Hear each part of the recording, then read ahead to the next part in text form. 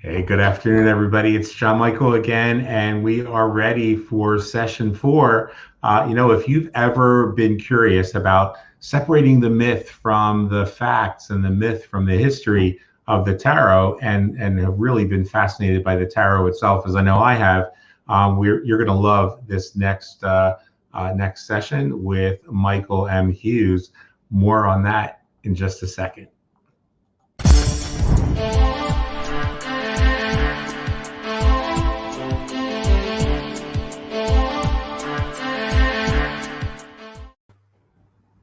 Hey, Michael, welcome. Hey, great to be here. Thanks. Good to have you. So I'm going to go ahead and brag for you because I know you're too humble to do that for yourself. So for the folks who are not familiar with Michael M. Hughes, he is an author, a speaker, a magical thinker, and an activist, and is the creator of the internationally virally known mass spell to bind Donald Trump and all those who abet him. The largest magical working in history, a really powerful movement. He's also the author of 4 books, including his most recent, Magic the Resistance, Rituals and Spells for Change, which I highly recommend. Available from Llewellyn Books. And he's the founding editor of the cannabis magazine Maryland Leaf, something else I highly recommend, in addition to recommending cannabis. And today he's going to be talking with us about the tarot. And so, Michael, I am going to just get out of your way. And when you're ready to share your screen, just go ahead and pull up your presentation, and the ball is in your court, brother. Great. Thank you so much. Thanks, everybody.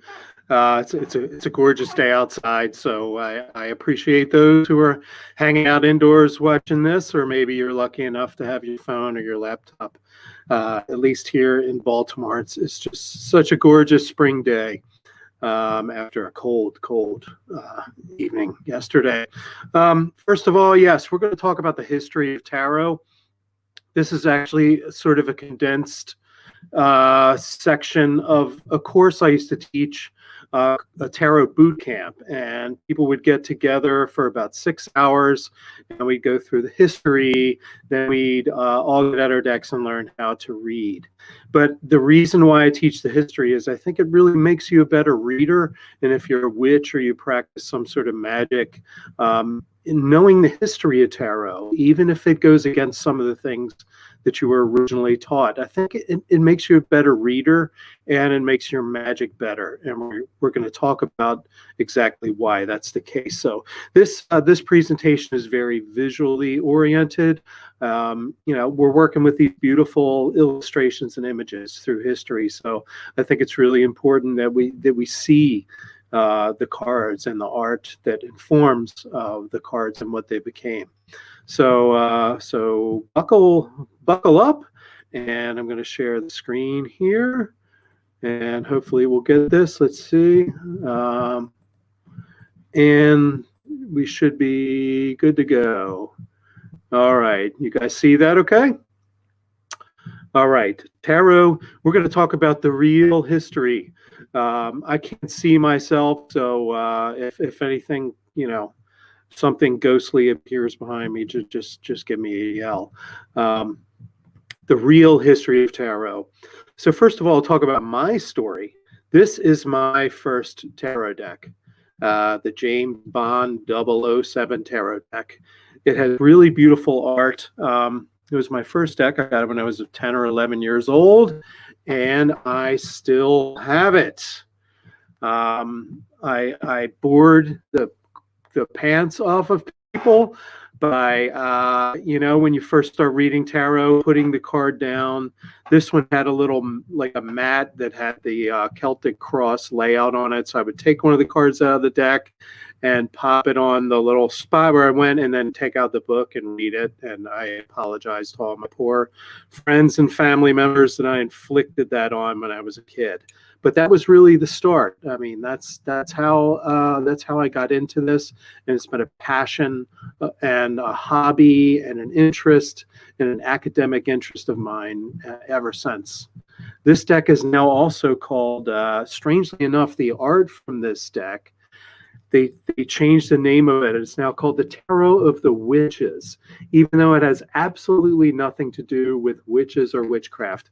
But it is really gorgeous, really beautiful, evocative art, and worth getting this deck just for the incredible paintings by an artist named Fergus Hall, who designed them.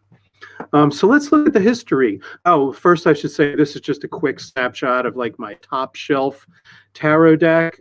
You might see that I have a little bit of a problem, maybe an addiction. Maybe some of you who are into tarot have that same addiction. I mean, you see this great new deck and you have to have it. Luckily, at this point, though, I'm so much more interested in historical decks that there aren't as many of them that get put out. But unfortunately, the ones that do get put out are often a little on the expensive side because they're reproductions of these antique decks, and it requires a lot of work to get access to those decks, which are often in museums and things like that.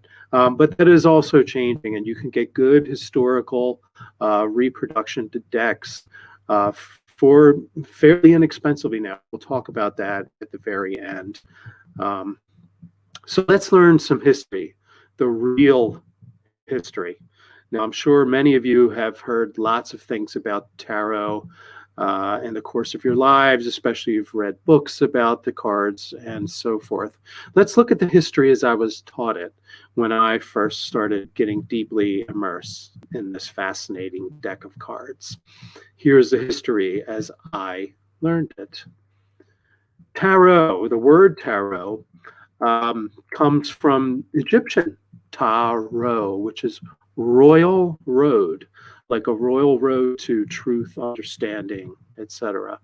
Tarot, I was taught, is the kind of a summation of the wisdom of Hermes Trismegistus. Hermes was sort of this, semi-mythical figure that was sort of a combination of the Egyptian god Thoth or Thoth. Some people pronounce it, I like to say it Thoth, because then people know who I'm talking about. Hermes, Mercury, Greek and Roman gods. So this mythical knowledge from this great thrice great sage of history was transmitted through the deck of cards known as the tarot. Also, that the tarot also carries Egyptian Kabbalistic wisdom itself, and the cards are actually can be mapped to the tree of life, the Kabbalistic tree of life. And also, interestingly, these there are 22 major cards of the tarot, and there are 22 letters of the Hebrew alphabet. So that shows also the transmission of Kabbalistic principles through the tarot. And alchemy, the cards also are sort of deeply imprinted with alchemical wisdom. After all, we have the sun card, the moon card, etc., the star. So obviously the cards also carry alchemical wisdom as well, and astrological. I mean, you can look at the deck, you could take the 22 trumps, and you can assign them to places, assign them to constellations and signs, its planets, etc. I'm sorry, my chair is a little creaky too. In case you heard that, I'm going to try not to move too much. Couldn't find the WD-40 earlier today. So astrological principles are also encoded in this deck. And how did we get the tarot? Well, they were brought to us by the Gypsies or the Roma, who brought them to Europe, where they were then picked up by witches and diviners and cunning men and so forth. And there they were introduced to the larger Western society. They came from the East, from Egypt, ancient Egypt. They were brought by the Gypsies or the Roma, as they're now called. And even more interesting, I originally learned, is that the tarot are the precursors of the playing cards we use now. They just got rid of all those 22 trumps, and the tarot cards then just became simple playing cards, which some people also read for divination and so forth. Now, I love when I reach this point in my in-person classes, because usually everybody's already started filling up a notebook with all that stuff, and everything I have just told you is 100% bullshit. I'm sorry if that punctures any illusions you may have had. Some of you may be grumbling right now. Well, no, I've always heard that it came from ancient Egypt. I really believe it's important to understand the real history. And all of that, with maybe like a 1% uncertainty in everything I just told you, is 100% BS. So now, and again, in my in-person classes, that's people start scratching out everything they just wrote down. But I think it's important because this is the kind of stuff that people believe. And if you go into a tarot forum, people will start talking about this as if it's settled history, and it isn't, not at all. So let's look at the real history of the tarot. I love this little picture too. And if you can see the woman in the pink dress, she looks like she's got one of those dog and cat cone of shames on. And at the far bottom right, there's the dog urinating on the man's leg, while this, you know, this sort of crone over here is laying out what actually looks like playing cards. I love this image just because it's funny. So, first of all, where did cards come from? Well, in order to find where cards came from, we have to look at where paper came from. And paper originated in China.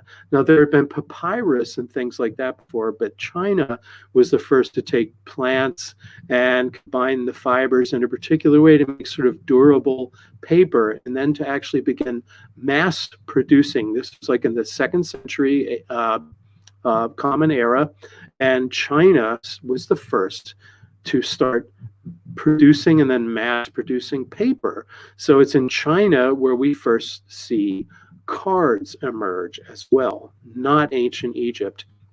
Here, in fact, are some of the earliest types of playing cards that we find in China. These are cakes, strings, myriads, and figures. And you'll also notice that there are 4 suits. So that is one thing that definitely carries through even up to today. The playing cards that we use playing poker or rummy or bridge, still 4 suits, and that's nearly universal. So whether people just naturally gravitate to 4 suits, or whether the fact that we have them actually goes back to this period in time, it's not really certain. But the 4 suits have remained an iconic aspect of all playing cards. So from there, sorry, my slides seem to be jumping ahead of me here. And actually, I should go back. I should talk a little bit more. These cards, they think originated. Historians and scholars of playing cards think that they originated from these little things that were used to count money. And they would have a little hole punched in the end, almost like on a ring binder, if you can imagine it. And those were used as currency to track purchases and things like that. And they were long strips like that and affixed to like a little loop. So you could have many of them on there. And then cards moved, they were picked up, and then they did spread into Egypt. And in particular, the Mamluk dynasty. Now, Mamluk means slave. This was a dynasty that employed a lot of slaves. They also owned they basically conquered a huge area of the Middle East, and did a lot of trade with Europe during the Crusades. The Mamluks actually pushed back the Crusaders. They were known to be very fierce warriors. And here are some of their cards. Now, the suits here changed a little bit from what we saw in China. Maybe they've developed their own suits. But here, and we start to see, if you're familiar with tarot, you start to see where the tarot suits begin to develop. Because here we have scimitars, which are curved swords. We have coins. We have polo sticks and cups. Now, does that sound familiar to those of you who work with tarot? Beautiful cards, and there are still some in existence. So then, of course, trade with Europe begins to spread these cards. These are really fascinating objects for people who have never seen them. These little, hand-held pieces of art in an era where art was not something that the average person had access to, and especially with the Crusades, the kind of mixing of cultures and the trade of various items and things. These cards, these Mamluk cards, likely started to spread, and people started to make their own variations of these cards. I love this. We're going to take a look at how you can follow the change in the suits as we go across Europe. At the top, we have the Spanish and Italian, some of the first to interact with Muslim traders and things. So they were some of the first. So when they started to develop their own decks, look at the top here. We've got swords, but again, the Europeans had straight swords, so they straightened the sword out. They weren't those curved scimitars anymore. And clubs, there was no such thing as polo in Europe. Europeans didn't play polo. They hadn't seen polo. So these polo sticks confused them, so they changed them to these big clubs or wands or scepters that royalty would carry. And cups, again, these really ornate, beautiful cups, and coins. On the second row, this is the Germanic. When the Germanic countries started picking up the cards, they changed them. So now instead of swords, you've got what looks very much like the spades that we have on our playing card decks, hearts or staves there. And yeah, I'm sorry, there's a heart there, but that's actually the staff or club. Acorns, cups became acorns, and the coins became bells. And if you go pick up playing cards in Germany today, oftentimes that's still the iconography on the cards. And then when the cards got to France and Britain, they became even more abstract. We've got spades, hearts, clubs, and diamonds like we use today. So you can actually see the progression and how the cards changed.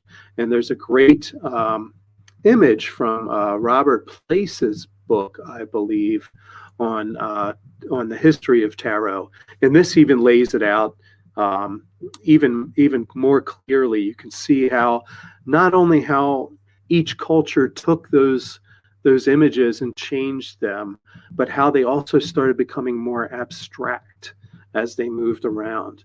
I love that diagram. That's when I teach my classes. People are always like, "Can you give me can you give me a picture of that?" I really find that fascinating. So these cards are starting to circulate throughout Europe. They're still relative rarities, though, in the period that we're talking about here, which is the 15th century.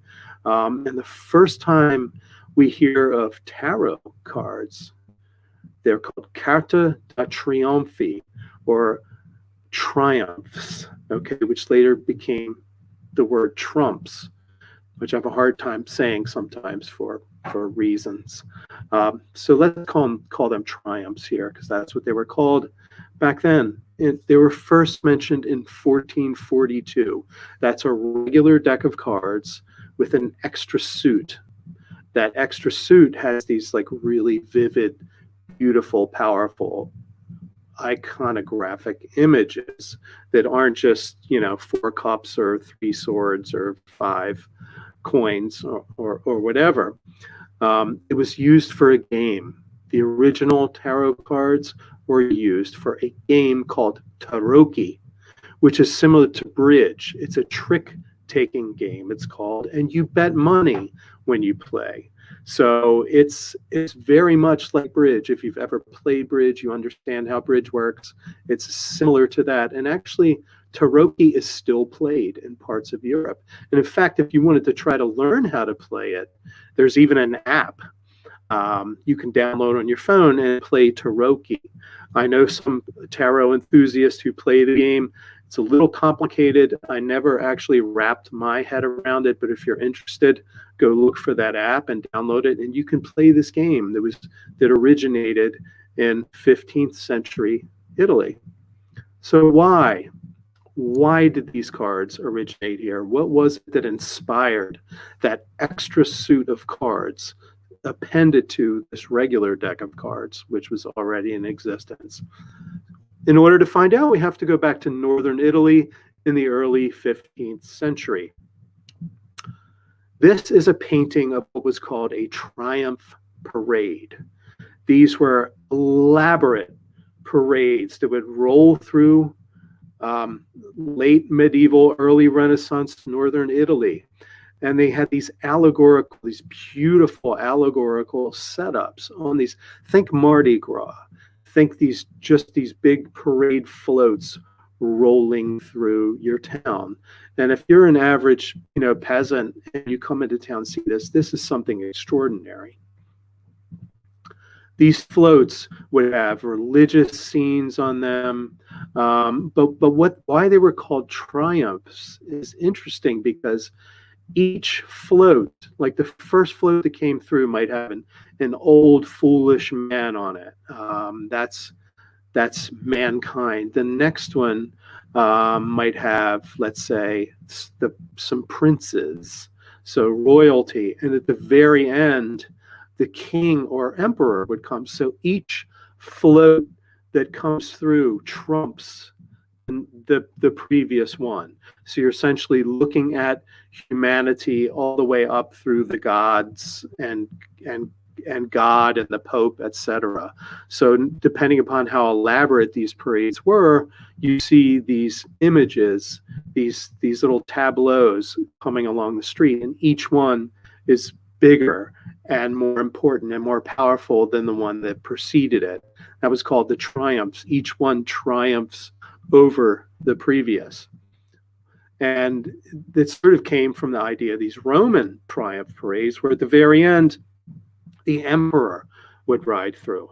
And the comparison to modern day for me that I see with this is when I take my kids to this Christmas parade in Baltimore every year. And who comes at the end of the Christmas parade? Santa, right?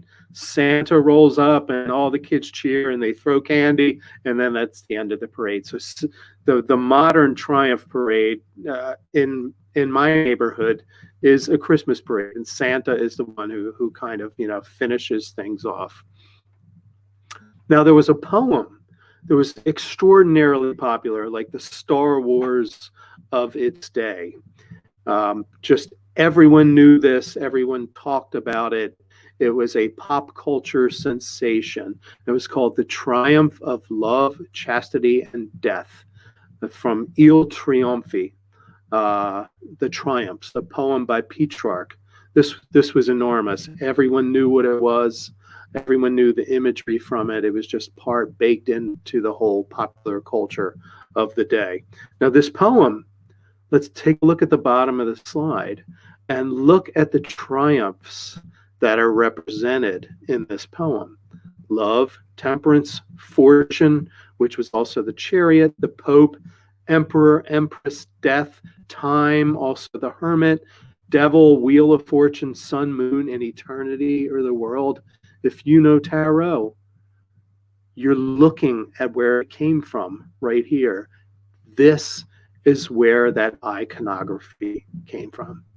Not ancient Egypt, not ancient Greece, not Neolithic witch tribes of ancient Europe. It came from northern Italy triumph parades. Let's take a little closer look at this. Here is a beautiful, one of my favorite paint. There are hundreds, if not thousands, of these paintings that reference Il Trionfi by Petrarch. So here we've got love, chastity, and death, and we're going to take a little closer look at them here. Let's look at love. Now look, he's chained. He can't move. His hands are bound. He's naked. There's this little cherub up at the top, and notice the cherub is blindfolded because love is blind. Love's arrows can strike you at any time. You don't see them, they hit you. And what can you do? You're in love. You're bound by the chains of love. Now let's look at chastity, because in the Roman Catholic Christian concept is that there's love, and love's kind of carnal and dirty and things like that. But then we've got chastity, which trumps or triumphs over love. So chastity is in this virginal white. She's high up where no one can get to her. She's got the maidens walking along with her in these unicorns, the symbol of virginity and purity, proceeding and pulling this triumph in the parade. So obviously, chastity is so much more important than that nasty love stuff. Next, we see death, and look at this death. I mean, is he goth as hell or what? I love the images of death from this era. They're just powerful, evocative, dark, just darkly beautiful. Notice the black bulls pulling this crazy, hearse-like chariot along, and it's running over people. And again, for a Baltimore reference, when I'm teaching this in Baltimore, I always say, kind of like Baltimore Drivers is what this reminds me of. And here's another one, again, rolling over people. And if you know the iconography, if you know the death card in the Rider-Waite or Smith-Waite deck, you know that you've seen before these people getting run over. So they're absolute direct allusions to the triumph art in the tarot. It's built right into it, which makes the case for where these images came from, or the images on the cards came from, just even more so. We see them today, even in modern decks. This death, I love this guy too. And you notice the guy in the hat at the bottom, that's the Pope. The Pope is also like, it doesn't matter. Death comes for everyone, whether you're some, dirt farmer peasant, or whether you're the Pope. Death is going to come get you. Fact of life, or fact of death. So we see that the tarot cards came directly from these triumph parades. That's just one-to-one where so many of these images came from. But another factor was in the same era. Again, what we're talking about here is the late medieval period into the early Renaissance period. These huge spectacles that took place were medieval mystery and miracle plays. And when I was talking about that poem was kind of like the Star Wars of its time. Imagine yourself, you're working on a farm outside a northern Italian city, and you come into town because there's this big miracle play that's going to take place. The players roll in. They set up this elaborate setting with a hell mouth. Look down at the bottom right corner of this image. See this hell mouth with devils coming out of it? That's not metaphorical. They actually built these things. Fire would shoot out of these hell mouths. These demons in costumes would come out. Mind-blowing. I mean, this is the IMAX theater times 100 of its day, just blowing the mind of these peasants and nobles and everyone else who's never seen anything like this. Some of them were done inside of buildings, and they would have like Cirque du Soleil sort of performers swinging around, and demons rising up and angels coming down from the sky. Just absolutely thrilling, mind-blowing stuff for people today. Special effects like nothing they had ever seen. So this imagery was also very much based on these metaphorical concepts. So you have devils and angels and people fighting, and in this next slide you see, like, this might be an example. This poor woman is being pulled into hell by these devils, but this brave knight is coming to save her. The angels are trying to save her.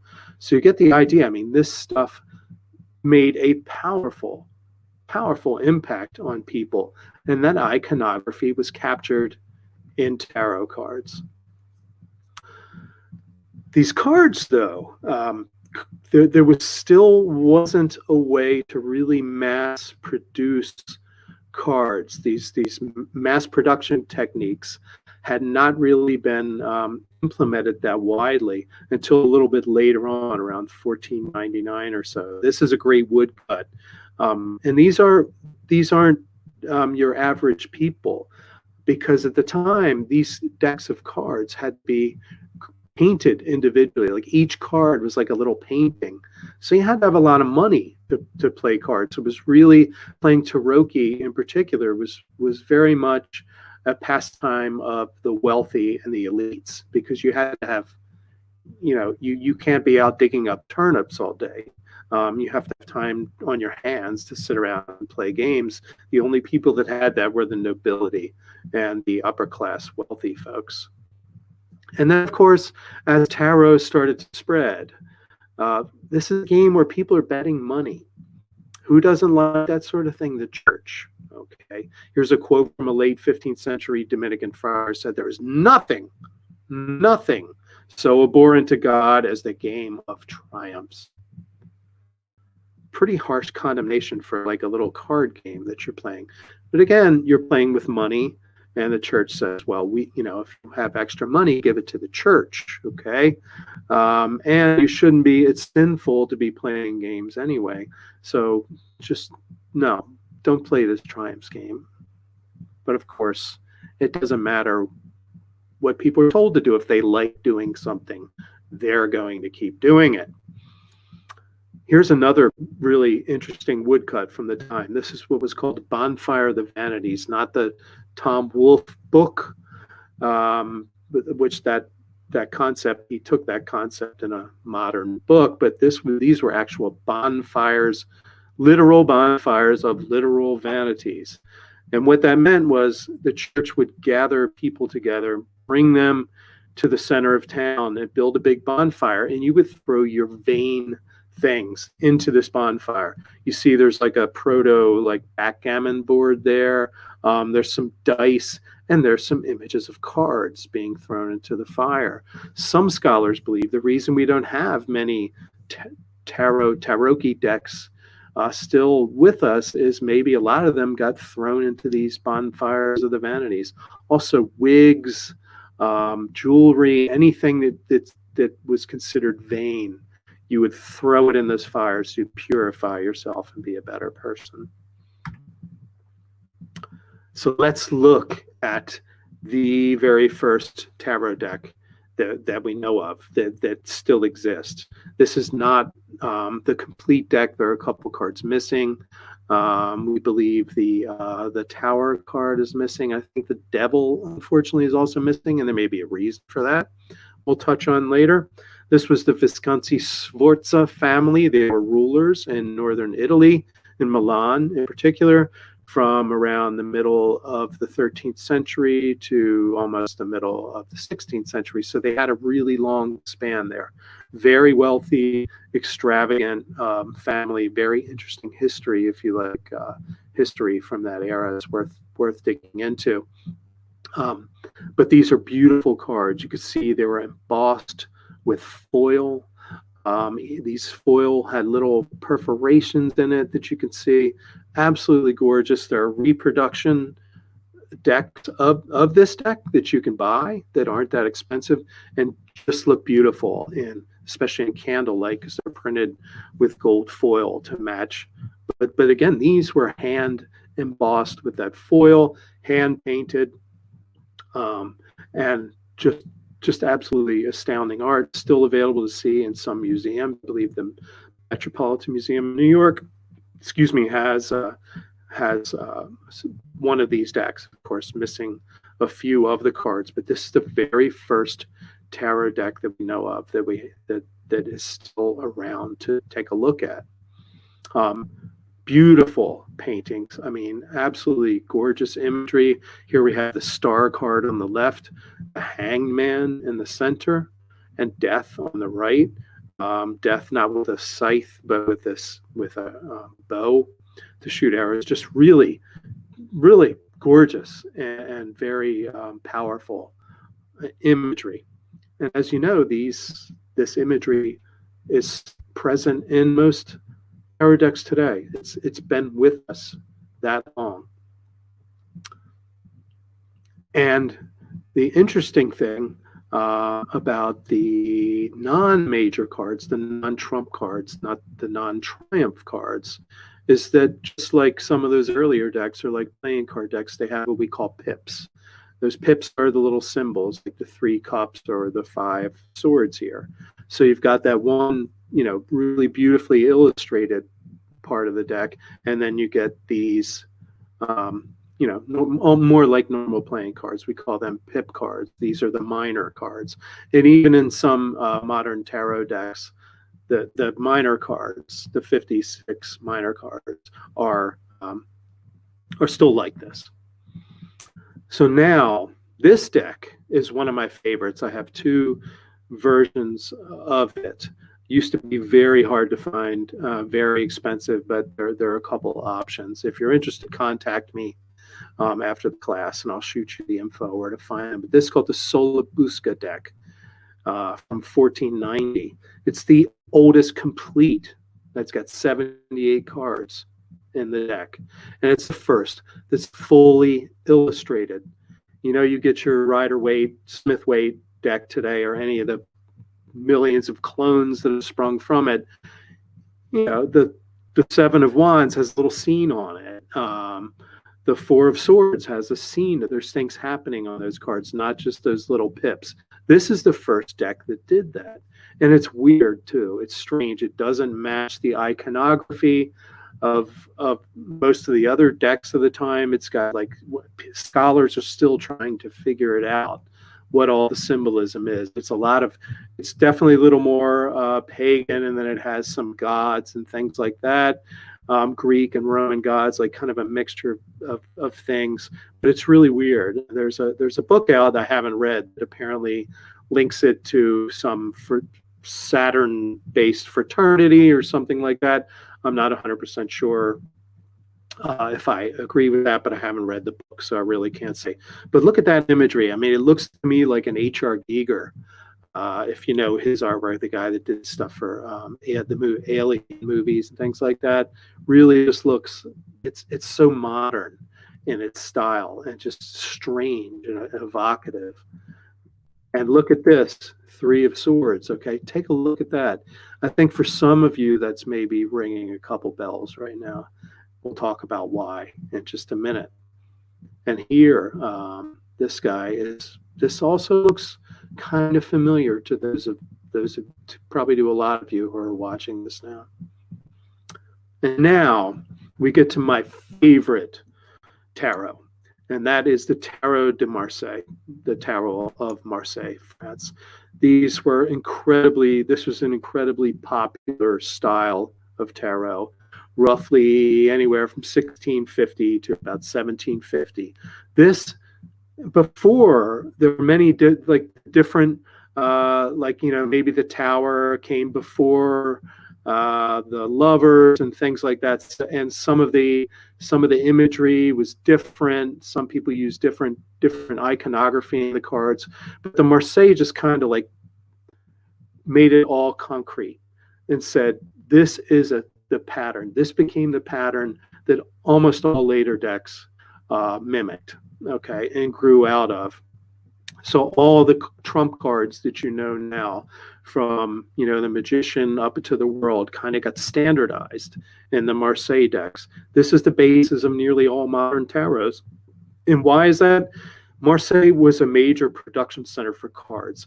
This is in the time period where it became possible to mass produce these cards. They made these giant wood blocks and giant sheets of paper, and you could still see the sheets in museums. So there were, the whole run of the 22 major cards would be on one sheet of paper in this giant wood block that would stamp it in one color. Then they take the next wood block and with a different color and stamp the sheet. So it's like very much like modern printing, but it was 4 colors because that's all you had to work with.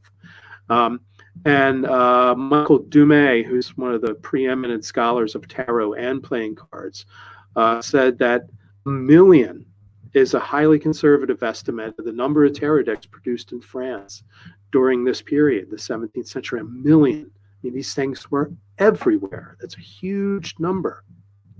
And on the right, we see the magician of the Marseille, my favorite style of the magician. And here, notice he's not this, esoteric, grand, genius warlock. He's a magician, like you would find setting up a little table at a Renaissance fair today, right? A magician, a guy doing tricks, that kind of magician. And here is an example from one of the workshops of the day, making these cards with those presses. Here we've got the tower and the moon, and notice that moon iconography has stayed the same. If you've got a Smith-Waite deck, it's still got that little lobster thing, still two dogs, towers in the background, the moon, got those little funny squiggles coming off the moon. It's stayed virtually, much of the iconography has stayed virtually the same. But when do people start using the cards for something other than playing this tarot game? When? And take a guess. 14th century, 15th century, the first actual mention of the use of cards for telling people's fortunes or for divination, etc., is about 1750. So almost the 19th century, right? So this is not something that goes back to Neolithic witch tribes. It doesn't go back to ancient Egypt. Using the cards in this way for anything beyond playing a game, roughly 1750, although we do have hints that the cards were used for divination earlier. Playing cards were definitely used for divination earlier. We have lots of references to that.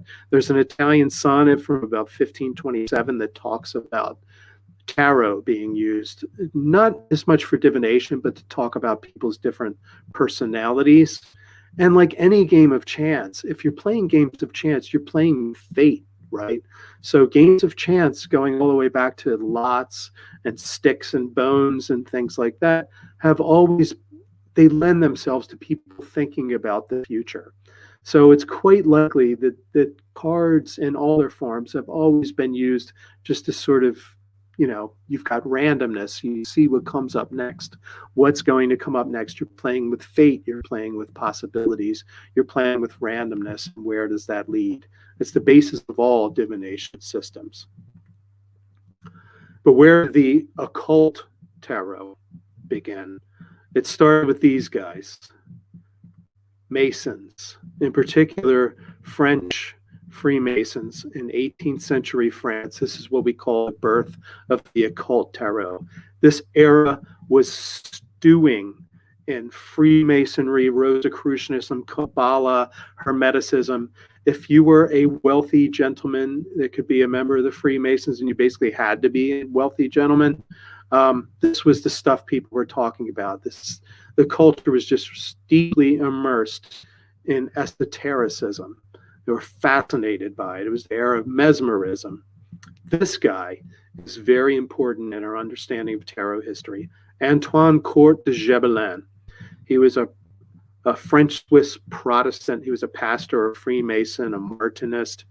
He saw this countess playing tarot, and he started looking at the cards and went, whoa, the esoteric symbolism he was seeing in those cards, the images, and he immediately recognized they came from ancient Egypt, of course. Because at this era, the Rosetta Stone had not been translated. Hieroglyphics could be interpreted to mean anything under the sun. So he wrote a book. He said, The Monde Primitif, huge book in its time. And he said, well, not only did the tarot come from Egypt, there are 22 letters in the Hebrew alphabet, and there are 22 tarot trumps. Do you realize what that means? This means the tarot is Egyptian and it's Hebrew, and all the things these guys were fascinated with, and this just blew up in that society. Wow. The next person who kind of took the ball and ran with it as far as the occult tarot is Jean-Baptiste Ali. He changed his name when he wrote about occult stuff to Atea. Sounded a little more fancy. He was also a French mystic and occultist. He had written a book about playing card divination systems. Then he wrote a book about tarot after he read Court de Gobelins, we believe. He coined the term cartomancy, or telling futures with the cards. One of his teachers had told him about the tarot, and she said, the tarot is the keys to the wisdom, the secret wisdom of the ancients. Now you're starting to see a picture here. So he wrote his book, and like someone like Eric von Daniken, who takes some, interesting, provocative material and then goes crazy with it and makes up all kinds of stuff. Atea was kind of the progenitor of this, the fake alternate history stuff. If he had known about aliens, he certainly probably would have attributed tarot cards to aliens back in the time. But he said in his book, he said that the tarot is the ancient Egyptian Book of Thoth. It was engraved on these plates by Hermetic priests after the flood, and when you became initiated, you go in the pyramid and you see the images of the tarot on the walls, and that was part of your initiation, yada yada. And tarot decks weren't easy to find at the time, so he decided he was going to design his own, because that's what you did. He said the tarot decks were corrupted. He was going to restore the actual, the real meanings and the real truth and the real teachings. And notice, this is his deck. He published his own deck. Notice the Egyptian imagery, but also some magical occult imagery creeping in over here. And also, this was the first deck that had words on it, keywords. And that was a huge innovation. We sometimes still see that today. This deck was designed specifically for divination. It was the very first of its kind. You can get copies of that deck too. Here's the Wheel of Fortune. Here we have Judgment and Plants, which was interesting. He inserted a plant card in there. This guy is one of my favorites of all these wacky French esotericists. Alphonse Louis Constant, also known as Eliphas Levi, because these guys were so into Kabbalah, or their Christianized version of Kabbalah, I should say. Very important caveat. The kind of Kabbalah that we're talking about here, that these men were working with, is Christianized Kabbalah, or Kabbalah. I heard a rabbi pronounce it Kabbalah, so that's how I like to say it. It might sound weird. But talking to rabbis, they don't recognize this kind of Kabbalah. In order to you have to be Jewish, first of all. These were all Christian men. And it's just changed. They changed it. They twisted lots of things of it. So I'd like to make that very clear. And I think it's important that you keep it in mind too, as you start learning, about or getting into esotericism and the Western esoteric tradition. So Eliphas Levi, he Hebraicized his name, so he sounded more like a Jewish rabbi magician or something. That was kind of the thing people did at the time. He was in seminary to become a priest, and he fell in love with a 16-year-old girl that he was teaching, and decided, hey, maybe this this stuff isn't for me. These vows of chastity thing, nah, not going to do that. She eventually dumped him. He had a rough time in his love life, to put it. But he was also kind of a political radical at the same time. So he dropped out of the seminary. He became a Hermetic mystic, studied Rosicrucianism. He was a Freemason, also a Christian Kabbalist, and a ceremonial magician. So he starts bringing magic into this. And what he did, he was just such a good. He was so good at mushing things together. He took all of these esoteric subjects, the Christian Kabbalah angels, ceremonial magic, alchemy, astrology, mashed it all together. But he was really good at like connecting things. If you look in the back of a lot of, if you're in the magical practices, they have correspondence tables. He was so good at this sort of thing. That's what he did. Transcendental Magic, his book that's in the slide there, is still in print. Fascinating book, and you can really see where a lot of our current magical ideas come from, straight from that book. He was so enamored of the Kabbalah that he said a prisoner with no other book than the Tarot could speak on anything, would be universally smart in every subject. A bit of an exaggeration, but it just shows how highly he thought of tarot. He also said it was an unparalleled tool for contacting higher or angelic or demonic intelligences. First time we see that idea as well. And here's one of those correspondence tables. Man, he was good at correspondences. Then we get to what I call the secret magical society that brought tarot to the modern world. I don't think we would be here talking about this if it wasn't for this particular organization. They are the Hermetic Order of the Golden Dawn. You may have heard of these guys. Not just guys, though, and that's part of the interesting thing. I consider them the most influential occult organization of the 19th and 20th centuries, perhaps only rivaled by Blavatsky's and her theosophy teachings.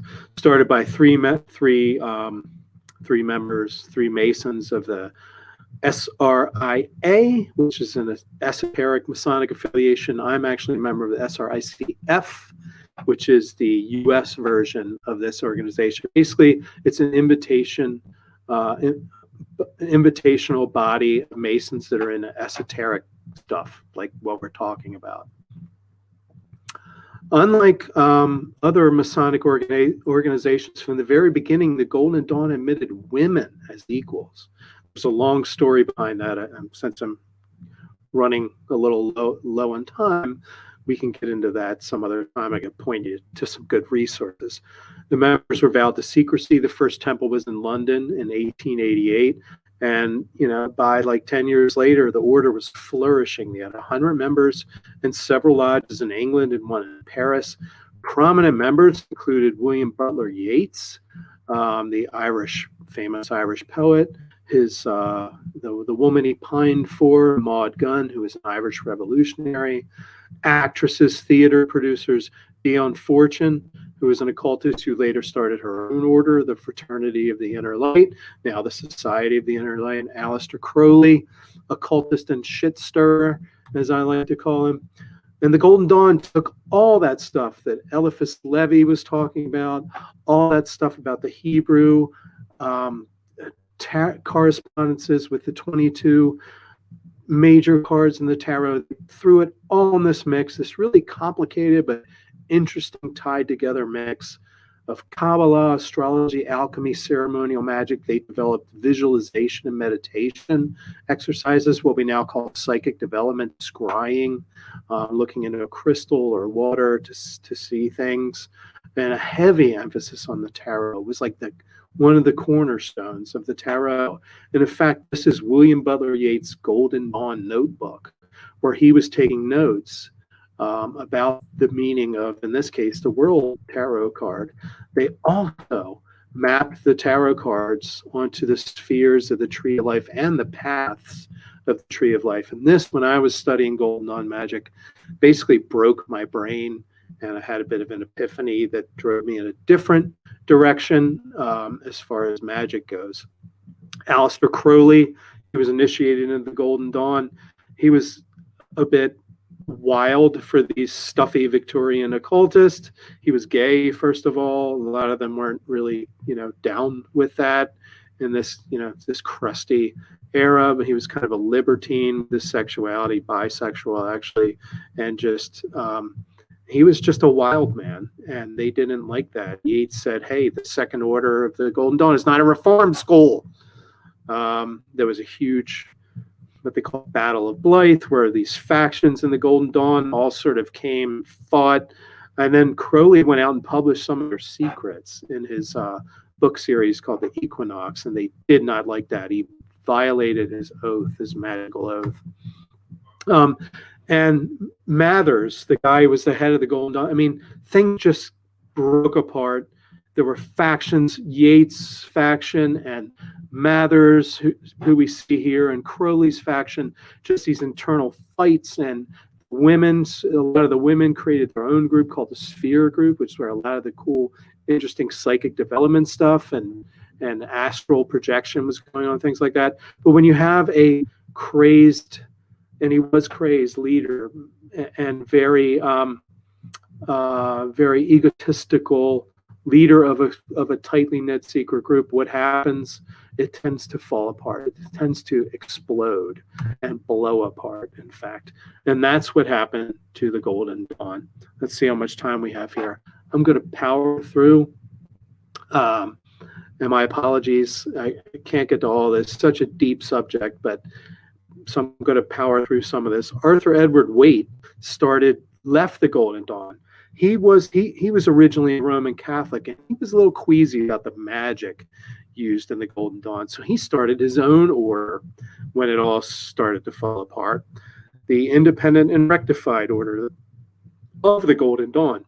And since the tarot was such a deep part of the Golden Dawn's magic and mysticism, he had to, if you create your own rectified order, then you have to create your own deck, of course, because the previous is corrupted. He had no artistic ability at all, so he found this woman who was also in the Golden Dawn. Yates actually introduced her. She was a brilliant artist, Pamela Coleman Smith, aka Pixie, and I consider her kind of the hero of the whole story of the tarot. Now, she was a natural clairvoyant and a synesthete. She would listen to music and go into trance, and then she would draw her visions. Here's just some of her art. I think some of you recognize this style of art very distinctly. And she wouldn't see like notes flying around like other people with synesthesia might hear a C note and see the color red. She saw actual images, like people walking up a mountain, holding prayer beads and things like that. So she had these real elaborate visions. Here's a couple pictures of her art.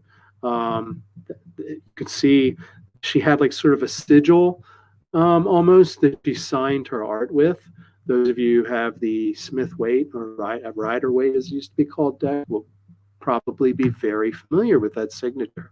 Just some other works of her art.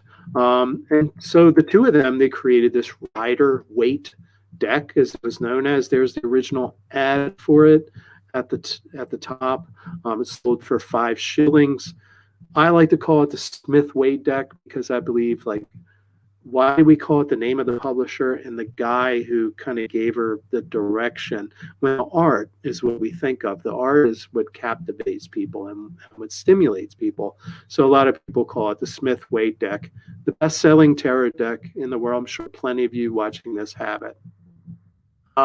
So Waite dictated the designs to her, and then she painted them. She drew a lot from her Golden Dawn time in the Golden Dawn, but also Shakespeare and the town in which she lived, the little town. We've actually been able to match up some of the imagery from the cards from the town in which she lived. Now, remember that Soul of Busca, that really weird deck?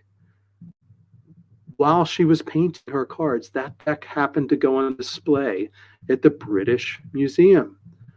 So if you thought, wait a minute, that Soul of Busca 3 of Swords looks a lot like Pixie's, the Smith-Waite deck 3 of Swords, now you know why. And we'll look at a couple more examples where she drew directly from that Soul of Busca deck for her own artwork, directly from it. Here, the Queen of Cups. I love that little, almost looks like a wheelchair she's riding in. It's, again, the Soul of Busca deck, if you can get your hands on it, is just an amazing piece of art. And another. We can't stop talking about Crowley. He created his own deck. He called it the Book of Thoth. And he wrote a book about the deck and how to use it.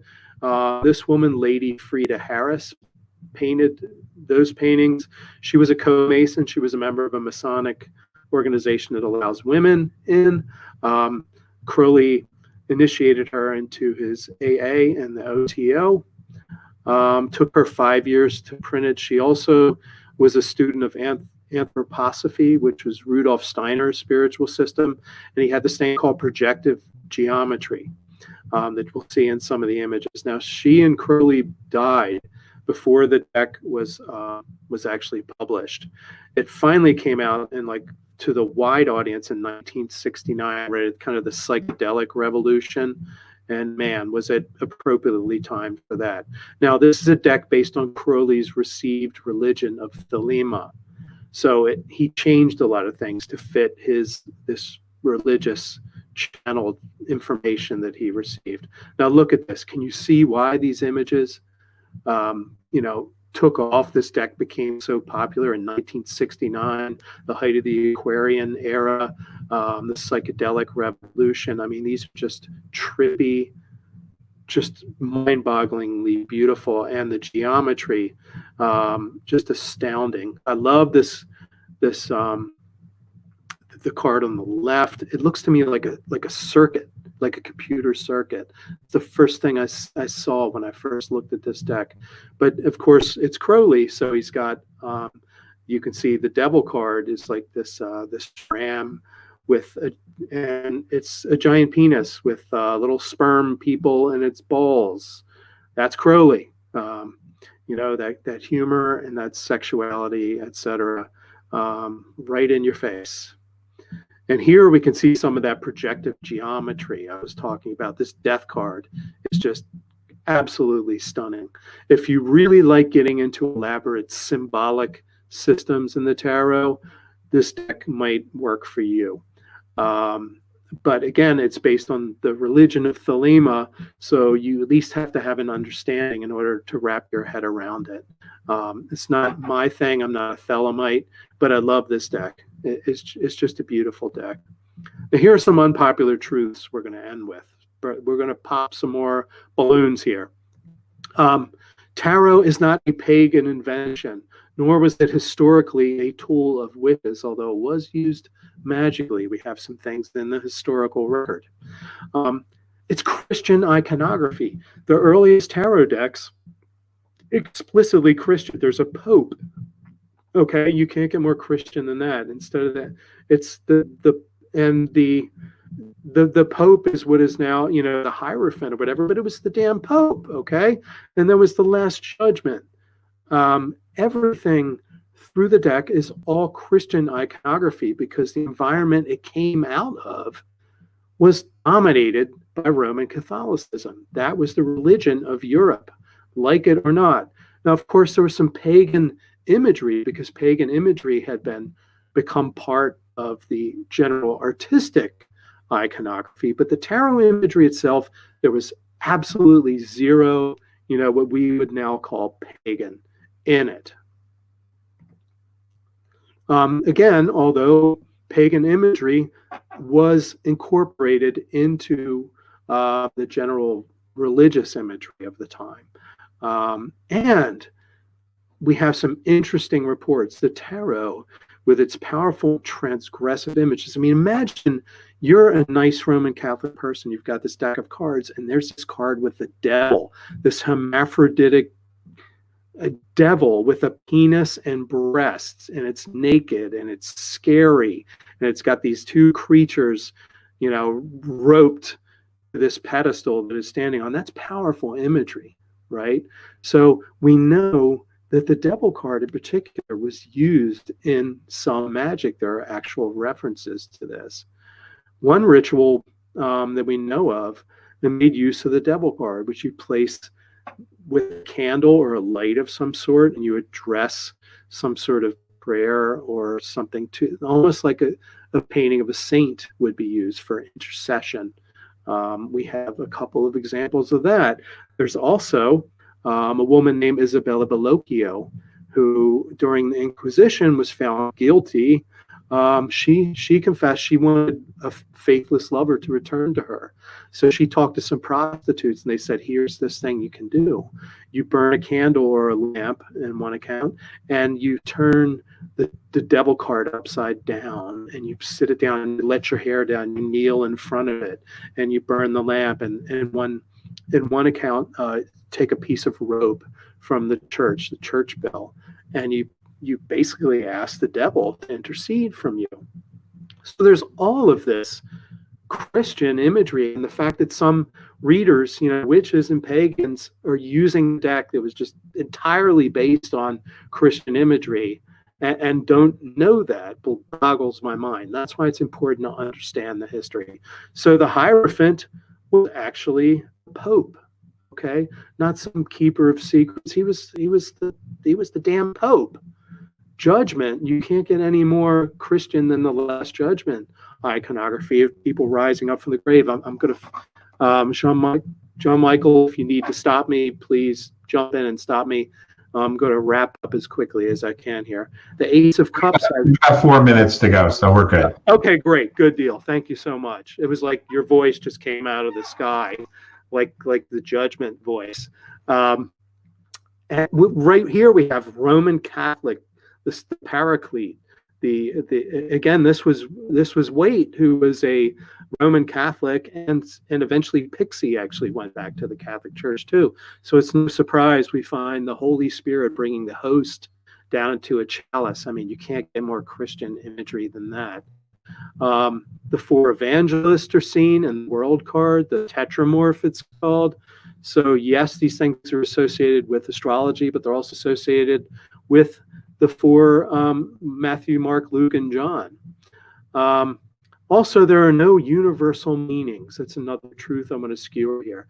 The Hanged Man now, with this aura of light, readers will say, oh, he's a symbol of someone who's leaving the world and going inward and looking at things from a different perspective and all that.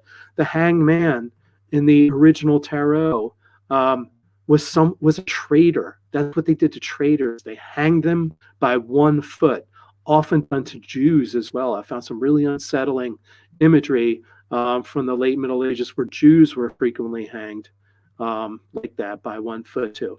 The tarot, and I'll leave you with this, I'm winding up as quickly as I can. The tarot doesn't have any of the following baked into it: Kabbalah, astrology, Hermeticism, witchcraft, alchemy, any of that stuff. It's not baked into the cards. Do not believe anyone who says it was. It was a game. It was a game that people played. Now, that does not mean the tarot isn't meaningful or useful, and you can't plug those things in and use it. If it works for you, then use it. It's okay. But it's not baked into the cards themselves. Tarot is what you bring to it. If you can bring an astrological system and it works for you, use it. Just don't go around telling people that it's in the cards themselves. Knowing your history will make you a better reader and make your magic better. So try the following. Get a historic deck. I like the Marseille tarots. You can get in touch with me. Work with only the 22 cards. I only read with the 22 major cards anymore, like people in Europe did in a large part. Look at them with fresh eyes. Get rid of all that esoteric stuff. What is a magician if he's not this esoteric master, but just a trickster? A guy who sets up a table at the fair and does little tricks with cups and balls. How is that different? Like this guy here. What if the fool isn't this hippie bedecked in this extravagant garb, being guided by some interior vision, but just some homeless guy with bells on his hat so you could hear him coming and hide, and has a dog or a cat or something ripping at his balls, okay? How is that different? That's different. What can that bring to your meaning and your magic?